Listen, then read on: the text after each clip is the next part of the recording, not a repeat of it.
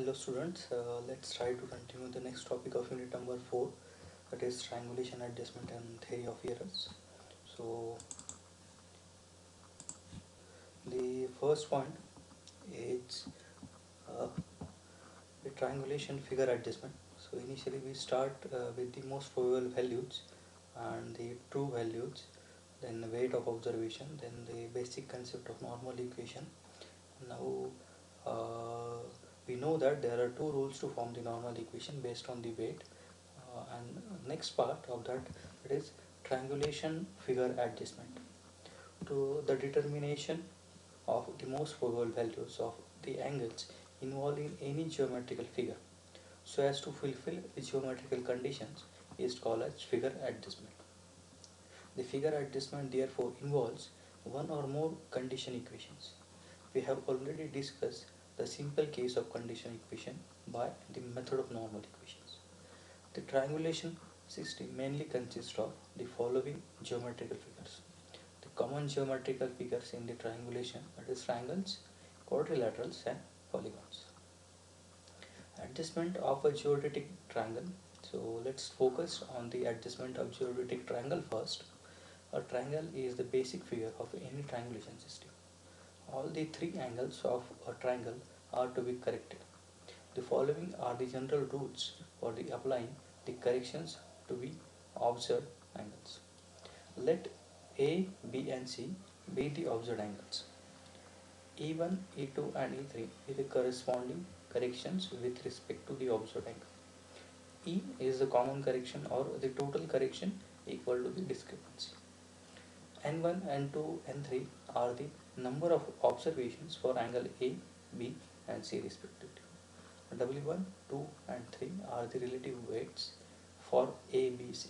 So it is the weight of observation which also indicates the importance of observation. E1, E2 and E3 are the probable errors of A, B and C. So let's try to understand the 5 rules made for the corrections. So rule number 1, equal corrections. If all the angles are of equal weight, the discrepancy is distributed equally to all the three angles. That is, for example, E1, E2, E3 are the three discrepancy or three errors. So we can divide that error equally in three errors, three observations. That is one third of E. Rule number 2, inverse weight corrections.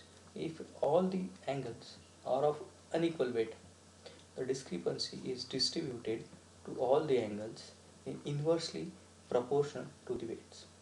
So E1, E2, E3 are the errors. So weight it is 1 by W1, 1 by W2 and 1 by W3. So hence if you want to calculate the discrepancy E1, so E1 is equal to 1 by W1 divided by the summation of three weights. 1 by W1 divided by summation of three weights, that is 1 by W1 plus 1 by W2 plus 1 by W3 into E. So it is the total error. So with respect to weight, with respect to inversely proportional to the weight, we can calculate the error for the first observation or for the first set of observation.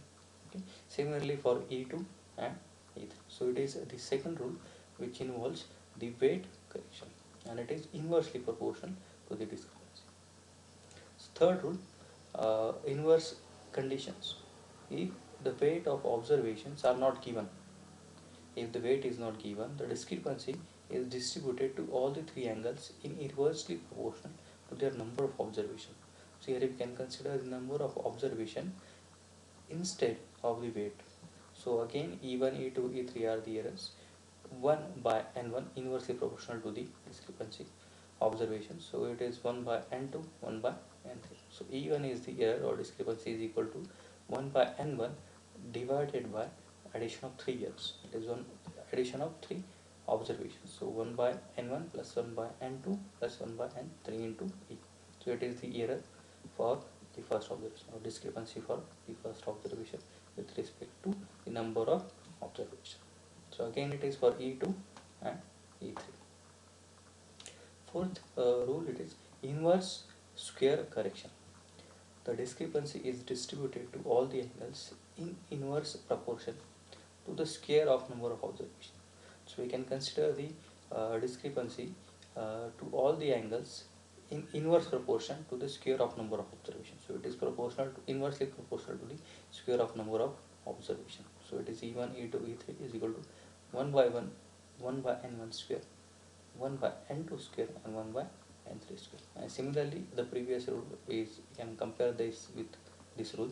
So E1 is equal to 1 by n1 square divided by 1 by n1 square plus 1 by n2 square plus 1 by n3 square into E. So it is total discrepancy, that is for that particular observation, particular set of rings.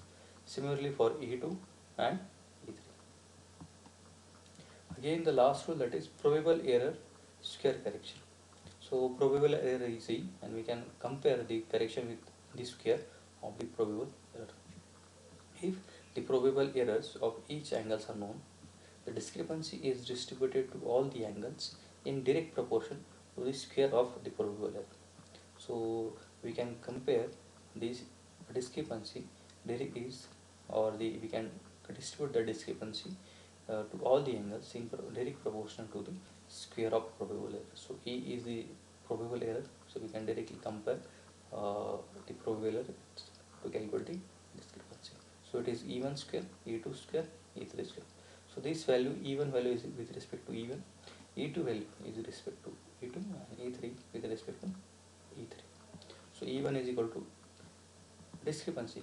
We can calculate the discrepancy or error for E1 is equal to E1 square, the probable error square, probable error for first value square divided by addition of 3, E1 square, E2 square, E3 square into E, that is the total error.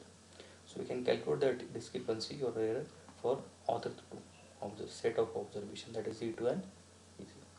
So these are the 5 rules for square error correction. So I will stop here.